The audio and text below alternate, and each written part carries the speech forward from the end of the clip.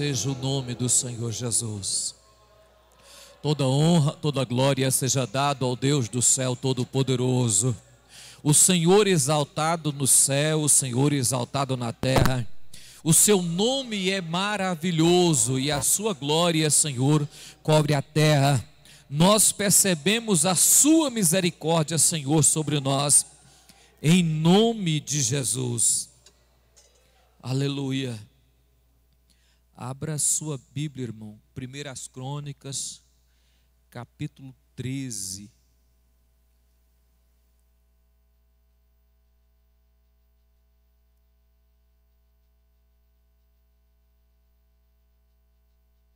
Primeiras Crônicas, capítulo 13, versículo de número 2 e 3. Quem encontrou, diga amém.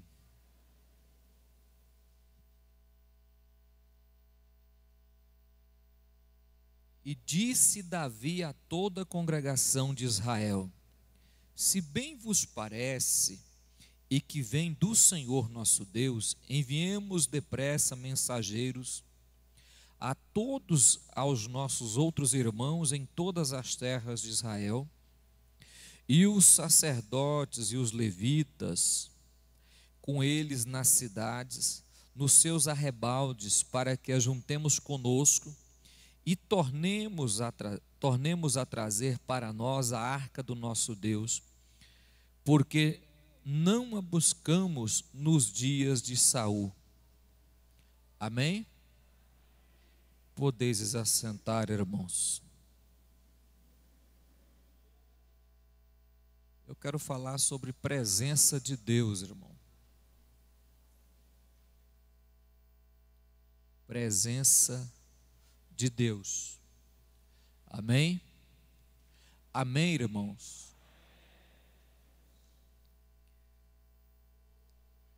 Para entendermos o texto, é preciso entendermos por que a arca não estava na cidade de Jerusalém, ela não estava em Judá. Por que ela não estava? E por que Davi fala ao povo que, se parecesse bem e fosse a vontade de Deus, ele queria tornar a trazer a arca de volta, já que nos tempos de Saul não trouxeram. Amém? A arca representa a presença de Deus. Quem lê a Bíblia sabe que a arca representa a presença de Deus. Nos tempos dos juízes, Eli era o juiz de Israel, e Eli e os seus filhos haviam pecado contra Deus. Houve-se uma guerra dos filisteus contra Israel, e Deus havia avisado a Eli que iria tirar a sua descendência de governo de sobre Israel, e nenhum da sua descendência seria mais sacerdote em Israel e nem exerceria nenhum cargo. Deus propôs então eliminar a semente de Eli por causa dos seus pecados. Houve-se uma guerra dos filisteus, e nesta guerra, quando Israel estava perdendo, resolveram levar a arca para a guerra para ver se a presença de Deus ia com eles, e eles venceriam a batalha. No meio da guerra, eles perderam a batalha. Os filhos de Eli, Ofni e Finéias, morreu. Eli caiu da cadeira para trás, morreu também. O pessoal da nação dos filisteus, os reis e os príncipes, levaram uma arca. E naquele tempo, a palavra foi-se a glória de Israel. Foi-se a glória de Deus. Quando eles levaram uma arca, eles colocaram uma arca no templo de Deus de Dagon. Deus deles. Ela foi colocada ali como um troféu de guerra. Ela não foi colocada para ser adorada. Ela foi colocada ali, não era porque era mais um Deus que estava ali. Não, ela estava ali porque era um troféu de guerra no meio dos deuses que tinha naquele templo. Na primeira noite, a estátua de Dagon caiu com a cara no chão e ficou com a cara no chão prostrada diante da arca de Deus. O pessoal chegou, achou estranho aquilo, levantou a estátua e colocou no lugar. Na outra noite, as mãos e a cabeça de Dagon estava cortada diante da arca e só o tronco estava em pé.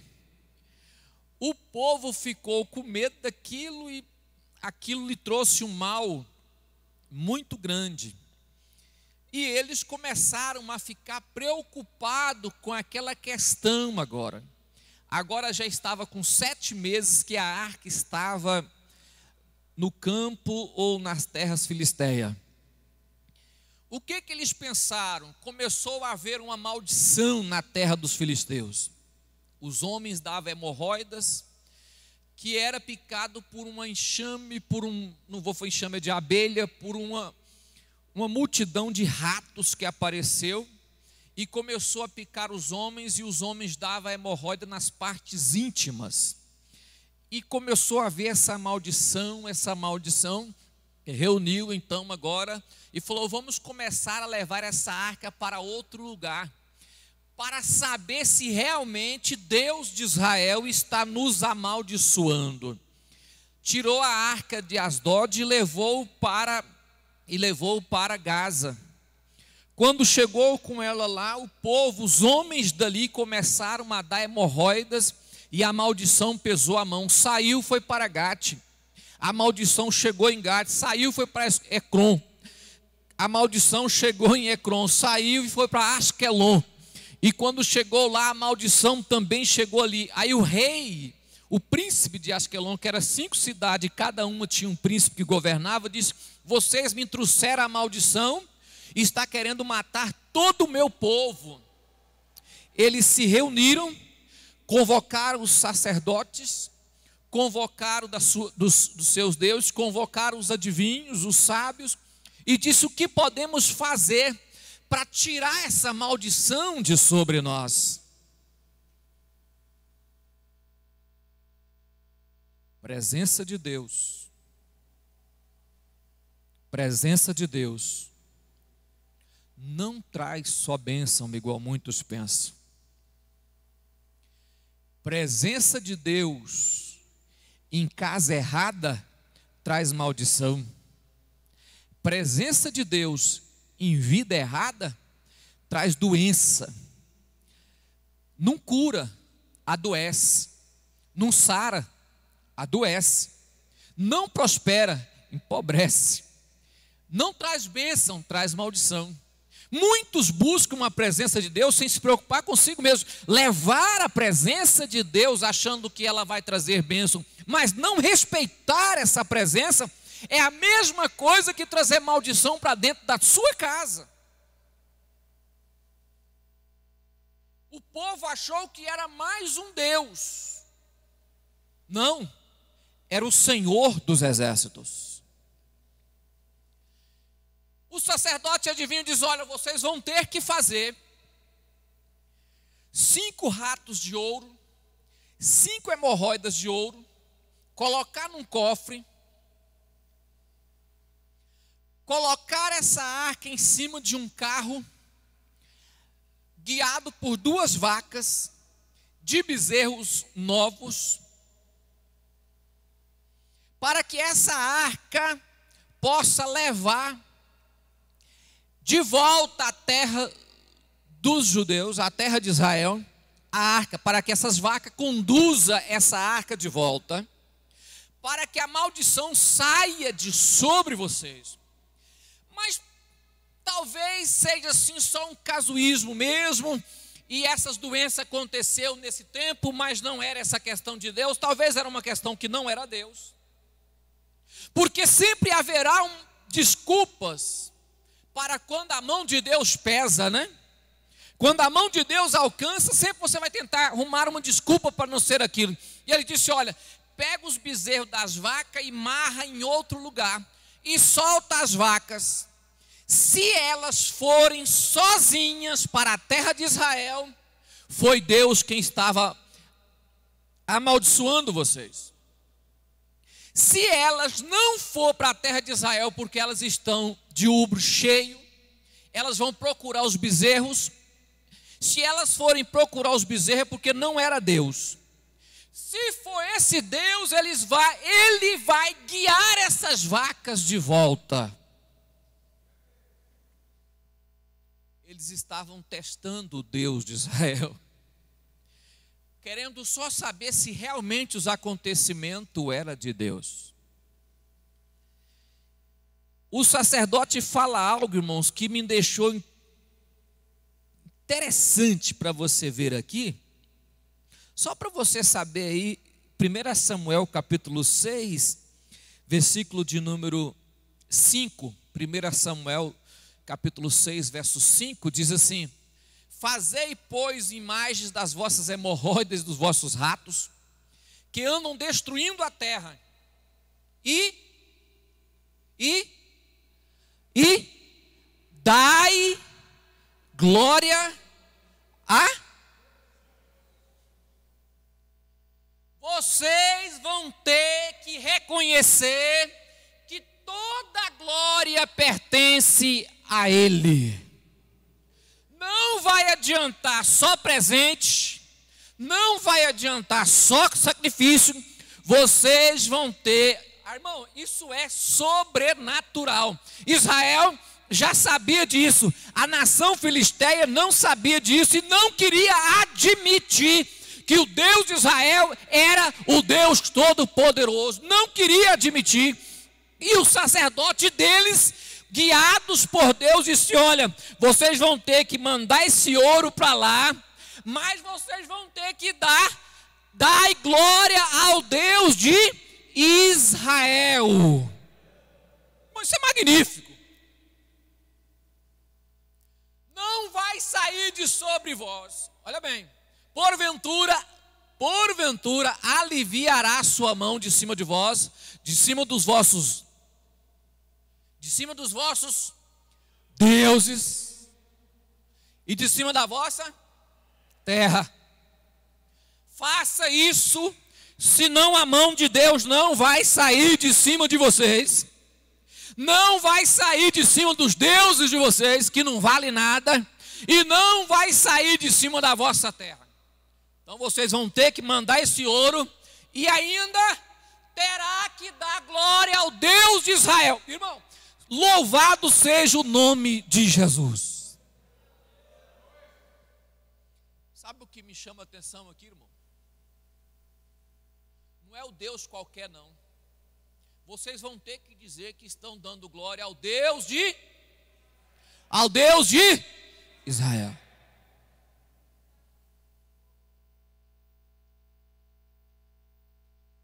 Vocês vão ter que fazer isso. Se você ler o texto, vocês vão ver que o sacerdote explica por quê. Fala: olha, para vocês terem noção de uma coisa, quando Deus foi tirar eles lá do Egito, irmão, isso aqui estava a muitos anos de distância do acontecimento do Egito. Se vocês não fizerem isso, eu vou contar uma história para vocês. Quando eles foram sair do Egito, que eles pediu a Faraó para sair, e Faraó negou, não permitiu que ele saísse de lá, não quis tirar de sobre eles. Faraó forçou não deixá-lo ir, e ele matou todos os primogênitos do Egito. Então não faça isso. Ou seja, não adianta endurecer o coração com esse Deus. Não adianta. Se vocês endurecer o coração, será pior. A mão de Deus vai continuar sobre vocês, sobre os deuses de vocês e sobre a vossa terra. O que é que eles conheciam, irmão? Eles já sabiam o testemunho do Egito. Eles já tinham noção que quando Deus tirou a sua nação da terra do Egito, Deus devastou com o Egito, Deus acabou, Deus destruiu todos que estavam ali, que era primogênito, e ainda todo o exército de Faraó Deus matou. Então, o que eles estavam dizendo? Não brinque com ele. Dê glória ao Deus de aleluia. Vocês terão que especificar que o Deus de Israel é o verdadeiro Deus. O sentido desse texto é: vocês terão que reconhecer que o Deus de Israel é o Deus verdadeiro, é o único Deus. Ou vocês reconheçam, ou vão continuar sofrendo com a mão de Deus sobre a vida de vocês. Olhe para mim aqui, irmãos. A glória de Deus, que tem muitas pessoas sem noção de vida, que vem para a igreja e começa a pedir a presença de Deus de qualquer forma, não sabendo o que está pedindo. É muita responsabilidade quando você levanta a sua mão, ou qualquer pessoa, e diz: Deus, eu quero a sua presença na minha casa. Pode ser que Deus vai entrar lá e não vai abençoar, mas vai aumentar a quantidade de enfermidade na casa. Aí você vai dizer: não, mas eu fui lá na igreja e pedi a presença de Deus. Sim, mas a presença de Deus não habita em qualquer lugar. Quando ela chega, a primeira coisa que ela faz é limpar o lugar, é varrer o lugar. Ela não chega e habita junto. Botaram a arca de Deus no templo de Dagon, beleza, ele sentou, colocou a arca de Deus, a presença de Deus. O que aconteceu com a imagem? Foi para o chão. O segundo dia foi de novo. O que está acontecendo? Deus está limpando o lugar no nome de Jesus. Deus não habita onde está sujo. Então, se levantar a mão e dizer: Deus, habite na minha casa, aguente lá, porque Deus vai tirar aquilo que atrapalha a glória dele na casa. Duas coisas saem: ou sai a idolatria, o pecado e o mal, ou a presença de Deus terá que ser tirada. E eles pegaram e fizeram essa questão. Falou: não, bota 2 vacas aqui, amarra o carro, põe ela dentro, põe o ouro e solta as vacas. Soltaram as vacas e as vacas nem lembrou que tinha bezerro, irmão. Marchou correndo para Bet-Semes, terra dos levitas. Seguiu o caminho corretamente, porque a Bíblia diz que até o boi conhece a manjedoura do seu dono. Então até as vacas obedeceu o que Deus queria. O que Deus estava dizendo? Leve de volta a glória, leva de volta a minha arca para o meu povo. E as vacas foram corretamente. Os príncipes acompanharam para ver aonde as vacas estavam indo.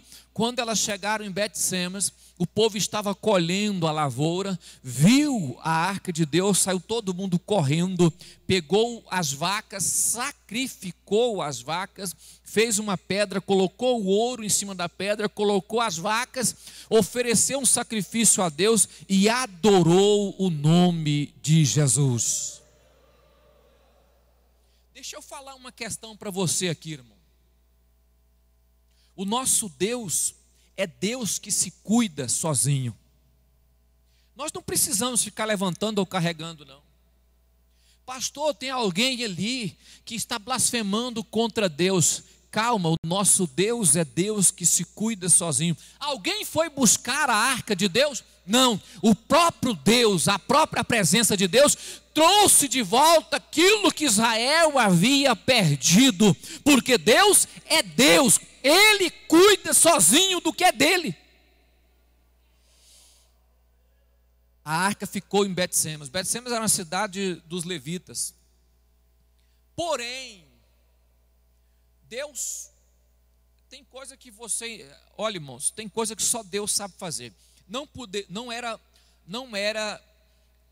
podia pela lei oferecer vacas ao Senhor, tinha que ser boi ou bezerro, tinha que ser macho. Mas naquele dia eles ofereceram vacas e Deus recebeu, porque não tinha boi e as vacas que os filisteus haviam mandado. A intenção deles era que as vacas voltassem para o bezerro e ficassem com uma arca, a arca era toda de ouro.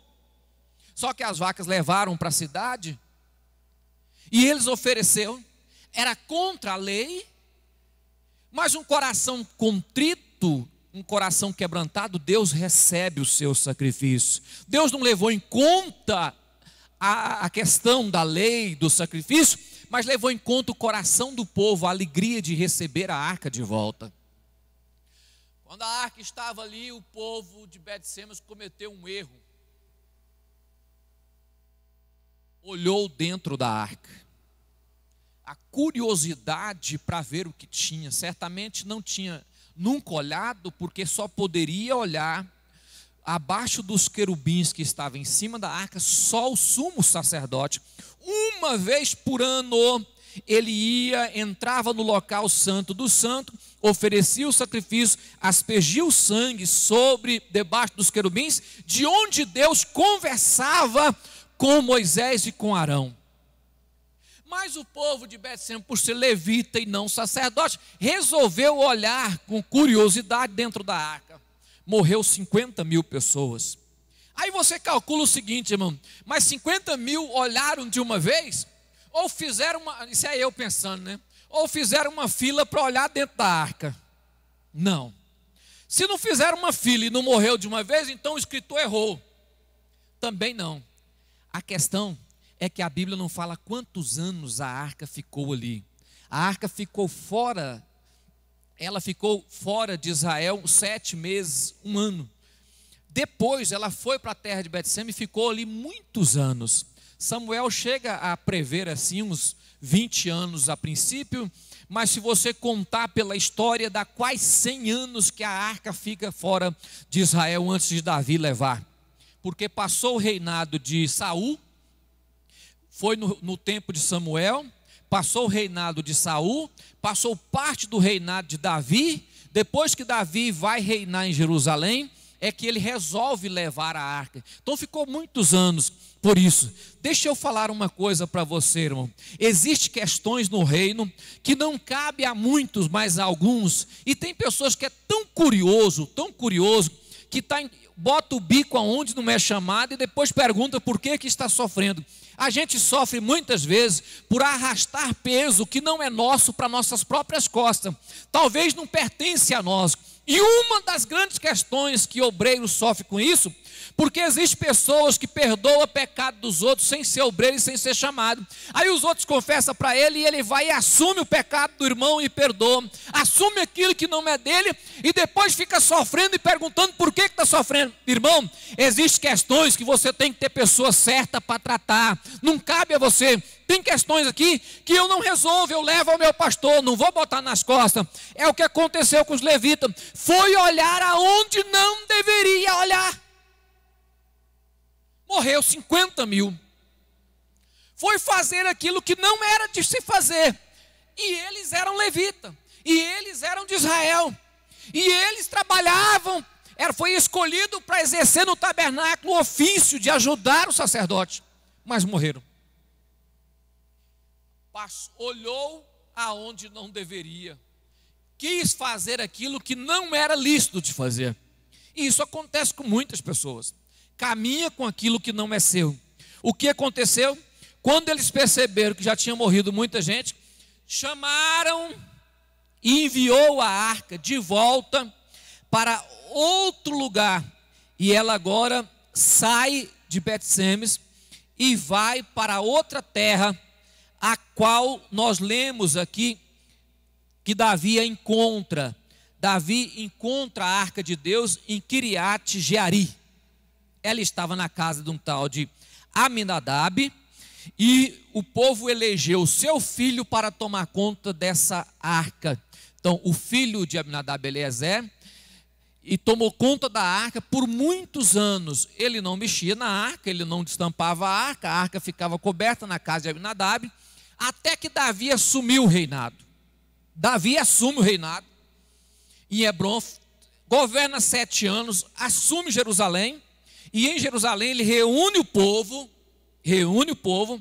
e pergunta ao povo se eles achavam correto ele trazer a arca para perto dele, para Jerusalém, para o local da presença de Deus.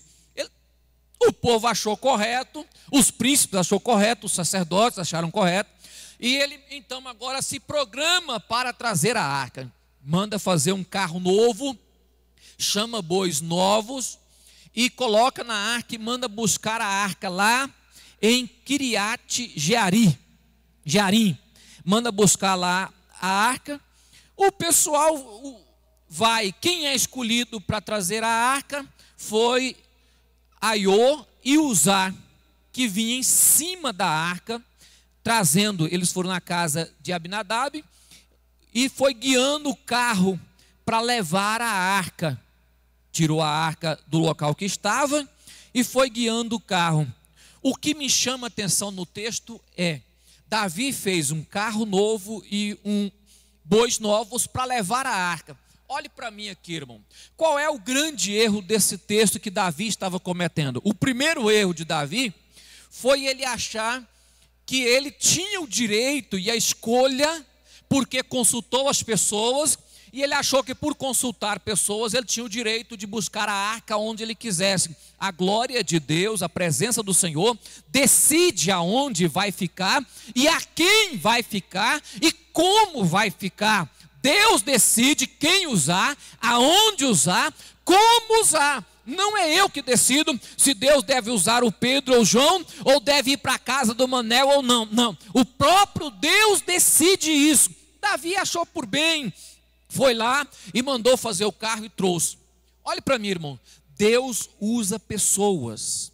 Deus não usa projetos. Deus não usa as pessoas. Deus não usa nada novo. A pessoa fala, não, eu vi algo novo agora que eu vou trazer para... Não, eu fui ali e copiei isso. Ou eu consegui... Não, irmãos, esquece essa questão. Quantas igrejas, quantos obreiros, pastores da Assembleia de Deus, que fica copiando coisa de outra igreja. Ah não, agora um jeito novo de fazer a obra de Deus. Agora eu achei uma forma nova de fazer a obra. Deus não usa forma, Deus usa ser, Deus usa pessoas, Deus usa ser humano, Deus usa pessoas e não forma. Quando Davi inventou um carro novo, mas não era a maneira de Deus. O carro era novo, os bois eram novos, mas não era a maneira de Deus. Não era essa forma que Deus queria. Não era desse jeito que trabalhava na obra do Senhor. Olhe para mim aqui, irmão.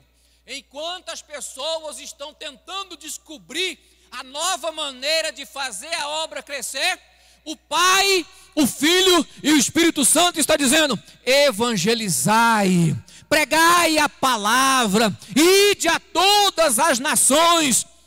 Enquanto as pessoas estão criando ferramentas novas, se dia alguém foi me oferecer um livro, ferramentas novas para o reino de Deus, eu prefiro ficar com a velha doutrina, a velha palavra, a velha forma, a velha oração, o velho jejum. Eu prefiro ficar nessa mania da velha leitura, né? Eu prefiro ficar dessa forma do que procurar algo novo e os céus não aceitar isso, e os céus recusar essa parte.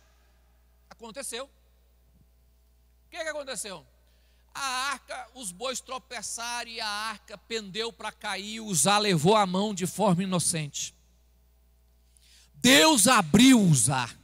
A Bíblia diz que Deus abriu Uzá e as suas entranhas caem no chão. Davi entristeceu com aquela cena. É claro, uma cena dessa, você está num local desse, de repente o camarada cai aberto no chão. Davi entristeceu, pegou a arca, mandou para a casa de Obed-edom. Quando a arca chega na casa de Obed-edom, Deus começa a abençoar a casa dele. Irmão, olhe para mim aqui. Por que Deus abençoou a casa de Obed-edom e não abençoou os filisteus? A arca vai para a casa de Obed-edom, e a Bíblia diz que Deus abençoou tudo quanto ele tinha. No versículo de número 14 do 13 de Crônicas. Crônicas 13, versículo 14, primeiras Crônicas, ele diz: e Deus abençoou tudo quanto ele tinha. A arca na casa de Aminadab não fala de bênção. A arca na terra dos filisteus não fala de bênção. A arca na terra lá de Bet-Semes não fala de bênção. A arca na casa de Obed-edom, Deus abençoou tudo quanto ele tinha. Olha para mim aqui, irmãos. Obed-edom pediu para a arca ir para lá? Não. Eles resolveram guardar a arca lá porque agora estava com medo. Ficou 3 meses só na casa de Obed-edom. Deus pôs a mão sobre a casa dele. Olhe para mim, irmãos. Se Deus decidir abençoar a sua casa, se Deus decidir abençoar a sua casa, ninguém pode impedir Deus de abençoar. Deus nos céus, só Ele tem soberania para decidir aonde a mão dele vai abençoar. A Bíblia não fala, o texto não fala por quê, só fala que o Senhor abençoou. Assim ficou a arca na casa com a família de Obed-edom, 3 meses em sua casa, e o Senhor abençoou a casa de Obed-edom, tudo quanto ele tinha. 3 meses prosperou a casa dele. A glória de Deus desceu sobre a casa de Obed-edom. Deus resolveu abençoar a casa de Obed-edom. Tem uma coisa que eu ensino para os meus filhos direto, irmão. Ah, pai, o que eu faço da minha vida? Ah, pai, eu quero fazer isso, aquilo. Eu falo, meu filho, conquista ele. A Bíblia diz que se a gente agradar o coração dele, ele concede o desejo que está aqui. Se agradar ele, ele concede o que tem aqui. Mas a porta principal é agradar a ele. A porta principal é agradar a ele. Muitos erram, porque querem agradar a homens ou pessoas, e esquece que a bênção vem porque agrada o Senhor, em nome de Jesus. 3 meses Davi resolve buscar a arca de novo, só que agora a Bíblia diz que ele consultou os sacerdotes. Agora ele senta e pergunta como fazer para trazer a arca. E o sacerdote diz que a arca tinha que ir nas costas dos sacerdotes. Os levitas levariam a arca nas costas. Não era animal, não era carro, não era carroça. Os levitas teriam que levar ela nas suas costas, em nome de Jesus. Olhe para mim aqui, irmãos. Uma coisa que as pessoas erram muito: Deus não trabalha em coisas, Deus trabalha em pessoas. Deus trabalha em pessoas. Oh, esse violão aqui é cheio da glória de Deus. Cheio da glória de Deus é o músico. O violão não tem nada com glória de Deus. Essa bateria é cheia da glória. Não, não. A bateria não tem nada a ver. O músico tem que ter a glória de Deus. Esse templo aqui, ó, é cheio da glória de Deus. Não. As pessoas da casa é cheia da glória de Deus. Aqui é o local santo do santo, aqui é o local onde Deus opera. Não, não é aqui. Deus opera nas pessoas aqui. Deus opera nas pessoas aqui. Ah, não, eu tenho certeza que a hora que eu for subindo no púlpito, Deus vai me usar. Não, não, Deus vai te usar lá na sua casa. Você vai vir de lá com a glória de Deus na sua vida, e aqui vai refletir a glória que Deus derramou na sua vida, em nome de Jesus.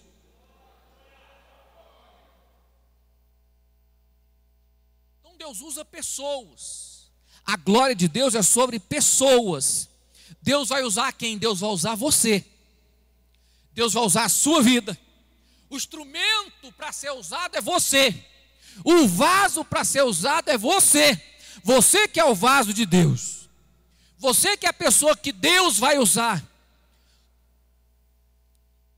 Você pode fazer o que quiser, ir aonde quiser, ficar debaixo da mão de quem você quiser, estar segurando o que quiser, nada disso faz efeito, irmão. Já viu aquele negócio, levaram uma garrafinha de água para casa, garrafinha ungida, pinguinho de azeite ungido. Não, agora vai levar aqui, já está tendo aí, né? O patuá ungido. É um saquinho assim, com um negocinho lá dentro, com um saquinho com espumazinha e óleo derramado no saquinho. Que para mim aquilo é um patuá de macumba, mas as pessoas falam outro nome. Levar ungido. Se eu tiver isso aqui nas mãos, vou levar para minha casa, porque Deus vai operar lá em casa. A glória de Deus está aqui, ó. A glória de Deus vai aqui, ó. A unção de Deus vai na minha vida. Eu não preciso da pedra, do lenço, da roupa, da camisa, do boné, não. Eu preciso de mim mesmo. É a glória de Deus na minha vida. É na minha vida. Eu vou ali. Eu vi alguém falando isso para mim. Eu vou pedir ali um profeta para orar para mim, botar a mão na minha cabeça. Ah não, eu passei ali, Deus estava usando. Não, Deus vai usar aqui, ó. Deus vai usar você para profetizar na sua família. Deus vai usar a sua mão para tocar no seu filho e curar em nome de Jesus. Deus vai usar as suas orações para mudar a sua casa. Deus vai usar as suas mãos para prosperar o seu negócio. Deus vai usar a sua vida. Deus usa pessoas. Amém, irmão? Das tribos de Levi, irmão, das 3 pessoas escolhidas de Levi, eu sei que um era 3 filhos que era escolhido para trabalhar no templo nas tribos de Levi. Um era Gerson e Merade, parece mais outra tribo que me passou o nome. 2 delas trabalhavam com carros, carregavam as coisas em carro. A tribo de Gerson não. Deus os escolheu para carregar nas costas. Eles tinham que carregar o templo nas costas. As outras 2 tribos ganhou carro novo para carregar as coisas, mas a tribo de Gerson não. A Bíblia diz que eles teriam que carregar o peso aqui nas costas. Louvado seja o nome de Jesus. O que eu quero dizer com isso, irmão? Tem questões que ninguém vai levar. É nós é que vamos levar o reino. É nós é que vamos carregar. É uma das questões que eu não fico pedindo dinheiro para político, pedindo dinheiro para descrente, pedindo dinheiro para pessoas de fora da igreja. Ah não, me ajuda a pagar isso na igreja, me ajuda a pagar. Não. Porque Deus colocou aqui nos nossos ombros. É pesado, mas é aqui. Quem vai fazer? Nós vamos fazer. Quem vai construir? Nós vamos construir. Quem vai fazer? Vai pregar no reino? Nós vamos pregar em nome de Jesus. Deus deu a nós e nós vamos honrar isso em nome do Senhor Jesus. Então nesse dia, não fica procurando meios para o reino. Ofereça você. Ofereça você para o reino. Não fica procurando meios para o melhor do reino. Ofereça você, diz Deus, eu quero fazer a obra. Eu quero levar o reino de Deus a crescer na terra. Eu que quero. Sabe por quê, irmãos? Porque a obra de Deus é feita pelos nossos braços, as nossas pernas, a nossa boca que prega, é o nosso coração que ama, é os nossos pés que vai atrás das pessoas. Tem pessoas que ficam assim, Espírito Santo, vai na casa do Pedro, fala com ele lá, Jesus, tira isso da cabeça, irmão. Deus vai usar você, deixa a preguiça de lado, levanta, sai da sua casa, pega a sua Bíblia e fala, Espírito Santo, eu vou na casa lá fazer uma oração e o Senhor vai operar o milagre em nome de Jesus. Já vi muito isso, irmão. Ah, pastor, nós vamos orar aqui e Deus vai salvar esse setor. Vai salvar nos seus lombos. É você que vai ter que sair de casa, andar de casa em casa, evangelizar de casa em casa, distribuir folheto. Por quê? Porque a glória de Deus vai nas suas costas, vai na sua vida. A glória de Deus vai no seu corpo. Você é a pessoa usada, levantada por Deus para fazer a obra nesta casa, em nome